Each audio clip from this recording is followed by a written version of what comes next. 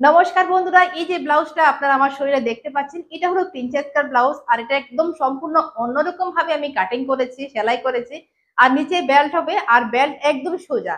তো এই ধরনের ব্লাউজ কি করে কাটিং করতে হয় ও কি করে সেলাই করতে হয়, এখানে জয়েন্ট দেখুন একদম শোল্ডার থেকে সোজা নিচের দিকে চলে আসলো।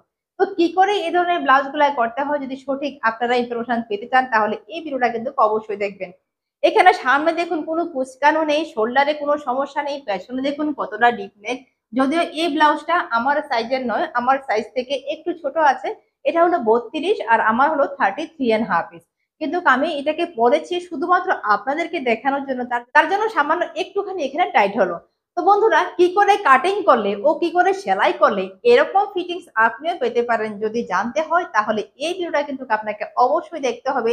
নমস্কার বন্ধুরা, আমি হলাম সবিতা, আশা করি সবাই ভালো আছেন। তাহলে চলুন বন্ধুরা, দেখে নেই কি করে সঠিকভাবে এই ব্লাউজটা কাটিং করতে হয়। স্টেপ বাই স্টেপ আমরা সবটাই শিখে নেব। দেখুন, তাহলে প্রথমে পেছনের পার্ট কাটবো আর পেছনে হুক করব, তার জন্য এখানে হাফ ইঞ্চ এক্সট্রা নিয়ে নিলাম। তো এবার লম্বা দেখুন আমি এখানে 14 নিচ্ছি, আপনি আপনার হাইট অনুসারে অবশ্যই নিয়ে নেবেন। তো ব্লাউজের লম্বা নেওয়ার পর এবার শোল্ডার নিচ্ছি। তো শোল্ডার দেখুন এখানে 5 ইঞ্চ থেকে আমি 2 সুতা বেশি নিলাম। তো যেহেতু খুব ডিপ নেক, তার জন্য এর থেকে বেশি লাগবে না। দাগটাকে, শোল্ডারের দাগটাকে একদম বরাবর নিচের দিকে নিয়ে আসলাম, 5 ইঞ্চ থেকে 2 সুতা বেশি। এবার বগলটা দেখুন এখানে 6 ইঞ্চ থেকে আমি 3 সুতা কম নিলাম, যেহেতু এটা স্লিভলেস হবে, তার জন্য এখানে আরো 1 সুতা কিন্তু কমিয়ে দিলাম। নরমালি 5.5 রাখি। দাগটাকে মিলিয়ে নিলাম। এবার দেখুন যতখানি আপার চেস্ট আছে তার 4 ভাগের 1 ভাগ নিচ্ছি। 32 এখানে আপার চেস্ট, তার 4 ভাগের 1 ভাগ 8 ইঞ্চ নিলাম। এর সাথে কিন্তু আমাকে আরো 2 ইঞ্চ এক্সট্রা নিতে হবে। এবার যতখানি টোটাল সেলাই মার্জিন নিয়ে আপার চেস্ট পেলাম, তার থেকে হাফ ইঞ্চ কমিয়ে কোমরের জন্য নিয়ে নেব। এভাবে করলে আলাদা করে কোমরের জন্য মাপ নিতে হয় না। আমি 9.5 দাগ কেটে দিলাম, দুটো পয়েন্টকে মিলিয়ে নিলাম। এবার দেখুন বগলের শেপের জন্য আমি এখানে 1 ইঞ্চ রেখে দিচ্ছি, আপনিও কিন্তু একইভাবে রেখে দেবেন। আর বগলের শেপটাকে অবশ্যই নিচের দিকে ডাউন করে দেবেন। গলার দেখুন চওড়া এখানে আমি 2.5 ইঞ্চ নিয়ে নিচ্ছি, তা না হলে ব্লাউজটা দেখতে ভালো লাগবে না। আর পেছনে আপনারা ডুরি করতে পারেন। এবার গলার ডিপটা দেখুন আমি নিচের দিক থেকে নিচ্ছি, এখানে 4 ইঞ্চ উপরের দিকে উঠিয়ে নিলাম। যদি মনে করেন আপনারা 3 ইঞ্চ রাখবেন নিচে, তাও কিন্তু করতে পারেন।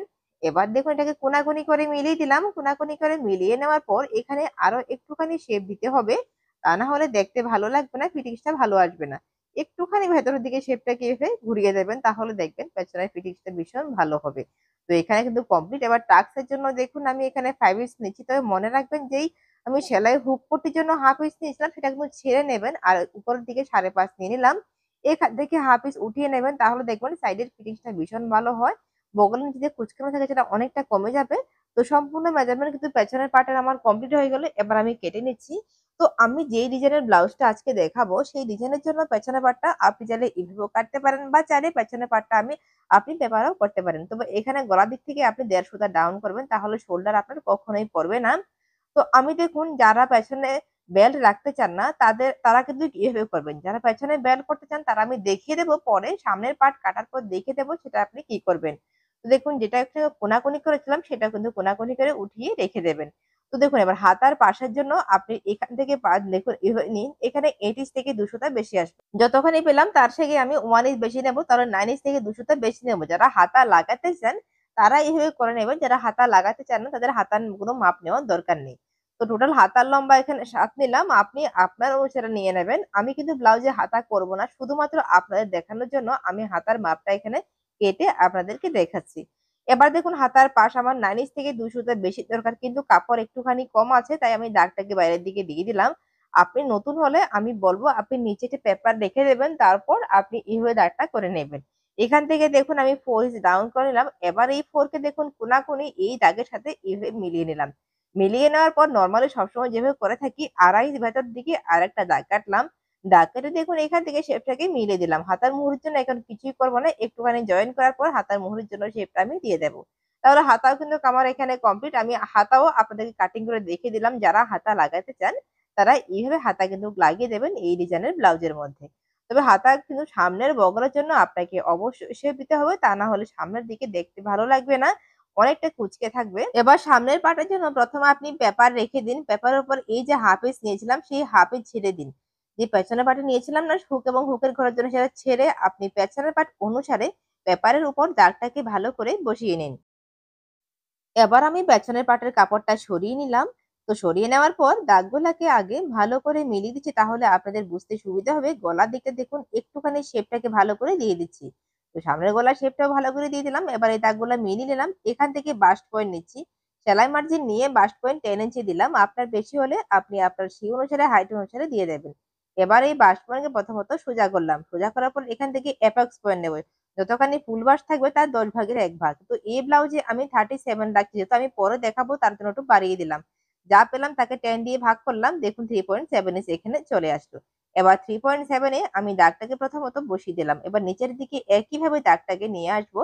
দুটো পয়েন্টকে আমি সোজা করে মিলিয়ে নিচ্ছি। প্রথমে নিচের দুটো পয়েন্টকে মেলাবো। এবার এই পয়েন্টকে আমি একদম শোল্ডারে এই দেখুন আমি এইভাবে দাগটাকে সরাসরি মিলিয়ে নেব, কারণ এটা শোল্ডার অব্দি কাটা থাকবে। এবার দেখুন এখান থেকে আরেকটা মাপ নিচ্ছি। 3.5 আমি একটা দাগ কাটলাম। এখানে সেলাই মার্জিন এখন নিচ্ছি না, সেটা আমি পরে নেব কাপড় কাটার সময়।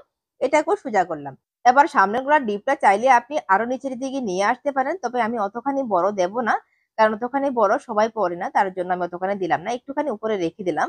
এবার এখান থেকে দেখুন আমি টিকেনের জন্য দেবো। তো টিকেনটা যদি আপনার ফুল বাস বেশি হয় তাহলে আপনি 2.5 দেবেন, যদি ফুল বাস ছোট হয় তাহলে আপনি 2 ইঞ্চ দেবেন। তো এখানে আমি 2.5 রেখে দিলাম। আর যদি আপনার বুঝতে অসুবিধা হয় তাহলে আপনি সরাসরি 2.5 রেখে দেবেন, কোনো অসুবিধা হবে না। এবার দেখুন যে বাস পয়েন্ট ছিল সেই বাস পয়েন্টের সাথে এটাকে মিলিয়ে দিলাম। কোনাকুনি করে মিলিয়ে নেওয়ার পর এখান থেকে দেখুন আমি আরেকটা মাপ নিচ্ছি। উপরের দিকে আমি 1 ইঞ্চ দিলাম, নিচের দিকে 1 ইঞ্চ দিলাম। এবার এখান থেকে 1.5 ইঞ্চ মাঝখান থেকে ছেড়ে দিলাম। ছেড়ে দিয়ে যে কোনো সাইজের জন্য আপনি এইভাবে করে নেবেন। এবার দেখুন এখান থেকেও আমি দাগটাকে মিলিয়ে দিলাম। তো এখানে আমার কিন্তু সমস্ত মেজারমেন্ট কমপ্লিট হয়ে গেল।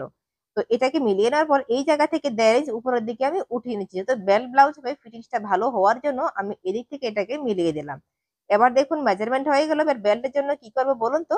তো বেল্টের জন্য দেখুন এখান থেকে আমি মাপ নিচ্ছি। দেখুন এই জায়গা থেকে একটা দাগ কাটলাম, এই যে পয়েন্ট পেলাম। এবার দ্বিতীয় দিকটা আমি এখান থেকে পেলাম। দেখুন কতখানি আমার এই অংশটা বেল্টে হবে। তো দেখুন কতখানি আমার বেল্টের দরকার, আমি একটা মাপ দিয়ে রেখে দিচ্ছি। তো এটাকে দেখুন সোজা করে নিচ্ছি, কারণ নিচের অংশটা আমার বেল্টের জন্য লাগবে, তার জন্য এটাকে আমি সরাসরি রেখে দিলাম, তা না হলে পরে আমার বেল্ট করতে গেলে অসুবিধা হবে। 15 আমার বেল্টের জন্য অবশ্যই লাগবে। একটুখানি বাড়তি হলে পরে আমি কেটে নেবো, কোনো অসুবিধা নেই। তো এবার দেখুন এই মেজারমেন্ট অনুসারে আমি সমস্ত পেপারটা কেটে নিচ্ছি। এবার এটা কাটার পর এই অনুসারে কিন্তু আমরা কাপড় কাটবো। বেল্ট কিন্তু আমি সোজা রাখবো। বেল্ট কিন্তু এখানে কোনো কোনাকুনি হবে না। তো যারা এই ভিডিওটা দেখছেন আমি আপনাদেরকে রিকোয়েস্ট করবো সম্পূর্ণ ভিডিওটা অবশ্যই দেখবেন, তা না হলে কিন্তু আপনি কিছুই বুঝতে পারবেন না। তবে এই ব্লাউজের ফিটিংসটা কিন্তু খুবই সুন্দর হয়। যখন আপনি নিজে তৈরি করবেন তখন ঠিক বুঝতে পারবেন কতটা সুন্দর এই ব্লাউজের ফিটিংসটা হয়। এখানে হালকা একটুখানি শেপ দিয়ে দিলাম।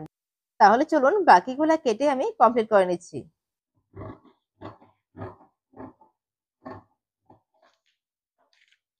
এবার এই জায়গাতে দেখুন দুটো পয়েন্টকে এইভাবে বরাবর করে মিলিয়ে নিচ্ছি। মিলিয়ে নেওয়ার পর নিচে একটা আমি পেপার রাখবো। নিচেতে পেপার রেখে এখান থেকে সুন্দর করে আমি স্টেপলার লাগিয়ে দেবো। যদি স্টেপলার না থাকে তাহলে আপনি সেলোটেপ দিয়ে লাগিয়ে দেবেন, তাতেও কিন্তু হবে। তো আমি শর্টকাটের জন্য স্টেপলার লাগিয়ে নিলাম, তাহলে কোনো ঝঞ্ঝাট নেই। দেখুন তাহলে এটা হয়ে গেল। এবার কিন্তু এই অনুসারে কিন্তু আমি কাপড় কাটবো। আর কাপড় কাটার পর ভীষণ সুন্দর হবে। এখান থেকে বাস্ট পয়েন্ট মিলিয়ে এই জায়গা থেকে সেলাই মার্জিন নিয়ে নিচ্ছি। নিচের দিক থেকেও কিন্তু আমাকে অবশ্যই সেলাই মার্জিনের জন্য 3 সুতা মতো নিতে হবে। আর এই পয়েন্টকে আমি সোজা করছি। এখানে যে ভেতরের দিকে চলে গেছে সেটাকে আমি সোজা করে নিচ্ছি, তা না হলে কিন্তু ফিটিংসটা ভালো হবে না। এখান থেকে বগলটাকে একটুখানি উপরের দিকে উঠিয়ে নেব। কারণ কেন বলতো, এখানে যে টিকেনের জন্য আমি শেপটা দিলাম, টিকেনের শেপের জন্য আমার নিচের দিকে কাপড়টা ঝুঁকে গেছে বগলটা, তার জন্য একটুখানি বগলটাকে আমি উঠিয়ে দিলাম সামান্য। মোটামুটি 1 সুতা থেকে একটু বেশি করে আমি দিয়ে দিলাম। আর শোল্ডারে কোনো এক্সট্রা লাগবে না।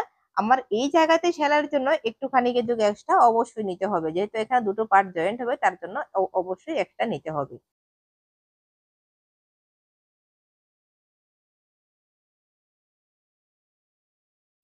এবার দেখুন এই যে দ্বিতীয় অংশটা সামনের পেলাম সেটাকেও কিন্তু আমি এখানে বসিয়ে কেটে নেব। এখানে উড়েপ করার কোনো দরকার নেই।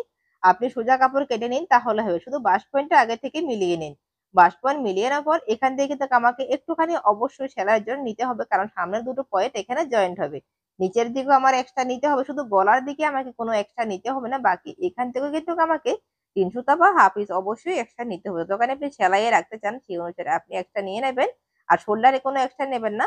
আর এটা হলো গলার দিক, এখানেও কিন্তু কোনো এক্সট্রা নেওয়ার আমার দরকার নেই। তাহলে সামনের পার্টের সমস্ত মেজারমেন্ট কিন্তু আমার এখানে কমপ্লিট। এবার যেভাবে পেলাম সেই অনুসারে এটা কেটে নিচ্ছি।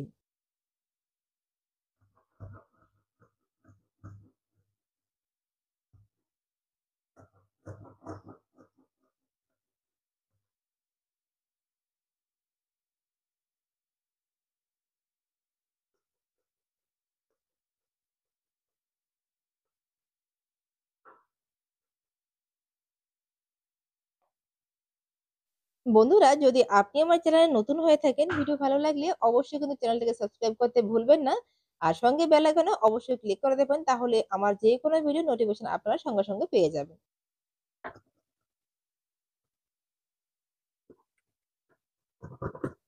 এবার দেখুন, তাহলে ঠিক এইভাবে বাস্ট পয়েন্ট মিলিয়ে আমি কিন্তু সেলাইটা কমপ্লিট করে নেব। যারা আস্তর লাগাতে চান তারা একইভাবে আস্তর কেটে নেবেন।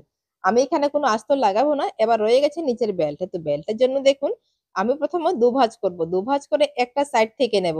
কারণ সবটা কাপড় নষ্ট করে লাভ নেই। যদি কোনো কারণবশত কোথাও কোনো ভুল হয় তখন কিন্তু আমার এটা দরকার।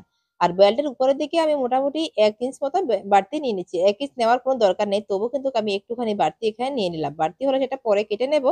তো সামনে পেছনে আপনি চাইলে একইভাবে এই যে বেল্ট একসাথে কেটেও কিন্তু আপনি লাগাতে পারেন। তবে আমি এখানে আলাদা, আলাদা করে লাগাবো। সামনে পেছনে একসাথে কিন্তু লাগাবো না। তো দেখুন, সামনের জন্য কিন্তু এখানে পেয়ে গেলাম। পেছনের জন্য কিন্তু আমাদেরকে নিতে হবে। তো পেছনের জন্য কি করব দেখুন, তো এই যে পেছনের পার্ট আছে, পেছনের পার্টটাকে নিলাম।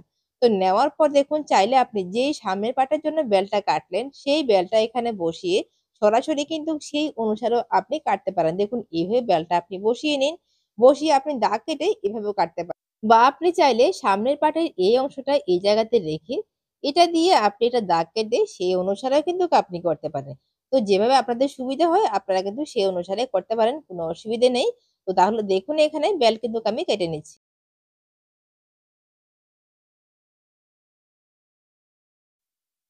সম্পূর্ণ ব্লাউজটা কিন্তু এখানে কাটিং করা কমপ্লিট হয়ে গেল। আপনারা একইভাবে কিন্তু কাজটাও কেটে নেবেন। তো পরবর্তী ভিডিওতে আমি স্টেপ বাই স্টেপ সম্পূর্ণ সেলাই আপনাদেরকে দেখিয়ে দেব। সেলাই ভিডিওটা কিন্তু অবশ্যই দেখবেন। আশা করি আপনাদের ভিডিওটা ভালো লেগেছে। ভালো লাগলে একটা লাইক কমেন্ট করতে ভুলবেন না। ভিডিও দেখার জন্য সবাইকে অসংখ্য ধন্যবাদ। ভালো থাকবেন, সুস্থ থাকবেন। টাটা।